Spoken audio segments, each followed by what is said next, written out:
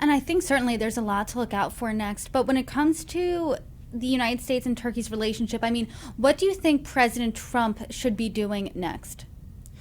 One of the things he could absolutely do, he's been saying, and we've been hearing increasingly that that they're telling Israel that Turkish military presence may have to be part of the peace plan going forward, that Turkey's troops should be present. I think that's a mistake. Even before we get there, the one huge thing that the Trump administration could ask of Erdogan and the Turkish government, if they're serious about this, is to demand from Turkey, based on its intricate relationship of Hamas, that Hamas disbands.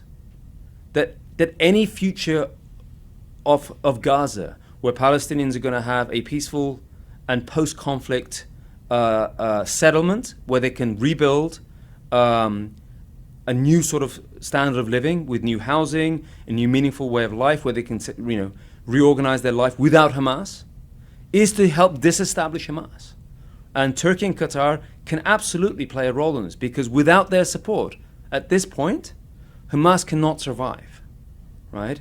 And that also means that Turkey should be the United States can demand of Turkey not only that it disarm and disband inside of Gaza, but the United States should ask Turkey to dismantle Hamas's organization inside of Turkey too. Turkey did this in relation to the Muslim Brotherhood network inside of Turkey, because after Egypt's Mohammed Morsi was overthrown, a lot of the Muslim Brotherhood inside of Egypt, their operatives, their leadership structures migrated to Turkey. Beginning in 2022, Erdogan asked them all to leave, and the Muslim Brotherhood, this network that was of Egyptian origin, that was ingrained in Turkey, was politely asked to leave, right? Erdogan is not willing to do that, but this is something that Trump could double down on. I mean, we have a lot of leverage. I mean, it's not only that Turkey wants F-35s, but this administration is interested in designating the Muslim Brotherhood as a terrorist organization.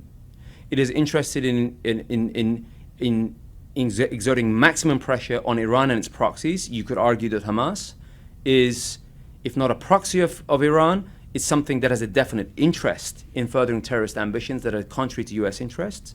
Then put the pressure on Turkey and Qatar, which are its two main enablers inside of Gaza, instead of just turning a blind eye to this, right?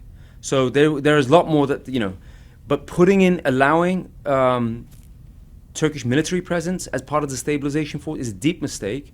And like I said, this is not the Israelis just objecting to this. It is other Gulf states, the Saudis, the Emiratis and the Egyptians. There are other countries that are more than willing to contribute peacekeeping forces to stabilize Gaza. Turkey's relationship with Israel is just too inflammatory at this point. They are not an impartial, credible actor as far as aiding and abetting Hamas goes. Just a couple of months ago, a Hamas cell that originated out of Turkey came within an earshot of assassinating an Israeli cabinet minister. It was thwarted by a Shin Bet inside of Israel. So, unfortunately, as far as Turkey's military or Turkey as a state actor goes, it lost the ability to be an impartial, credible actor that Israel can work with as part of Gaza's future, simply because it's all about Team Hamas for Turkey. And this is Erdogan's pet plan. And unfortunately, they can provide aid, which they have been. They can possibly help with a clear-up. But as far as military options and peacekeeping forces, this is probably a bridge too far. This should be explained to the Trump administration. If they're serious about furthering anything further than that, they should help us establish the Hamas network inside of Gaza and beyond. Well, it seems, based on what you're saying, this has been an acrimonious relationship since Trump term 1. We're still seeing that play out Trump term 2. And as we see that further play out, I hope you can join me and break it down further. Thank you so much for joining me. You're welcome back anytime. Look forward to it. Thank you for having me.